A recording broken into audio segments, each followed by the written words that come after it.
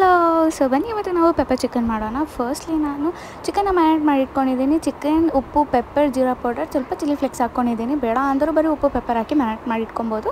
ಇನ್ನೊಂದಲ್ಲಿ 1 egg ಸ್ವಲ್ಪ salt ಹಾಕಿ beet ಮಾಡಿ ಇಟ್ಕೊಂಡಿದ್ದೀನಿ. ಇನ್ನೊಂದು ಬೌಲಲ್ಲಿ ಕಾರ್ನ್ಫ್ಲವರ್, ಮೈದಾ ಮತ್ತು ಅಕ್ಕಿ ಇಟ್ಟು ಒಂದು ಸ್ವಲ್ಪ ಪೆಪ್ಪರ್ ಮತ್ತು ಸಾಲ್ಟ್ ಹಾಕಿ ರೆಡಿ ಮಾಡಿ ಇಟ್ಕೊಂಡಿದ್ದೀನಿ. ಫಸ್ಟ್ ನಾವು ಚಿಕನ್ನ ಎತ್ತಿ ಫ್ಲೋರ್ ಏನು ರೆಡಿ ಮಾಡಿ ಇಟ್ಕೊಂಡಿದ್ದೀವಿ ಅದರಲ್ಲಿ ಡಿಪ್ ಮಾಡಿ, ಒಂದ್ಸಲ ಎಗ್ಗಲ್ಲಿ ಡಿಪ್ ಮಾಡಬೇಕು, ಇನ್ನೊಂದ್ಸಲ ಫ್ಲೋರಲ್ಲಿ ಡಿಪ್ ಮಾಡಿ ನಾವು ಫ್ರೈ ಮಾಡಿದ್ರೆ ಸೊ ಬಿಸಿ ಬಿಸಿ popcorn chicken ready to heat.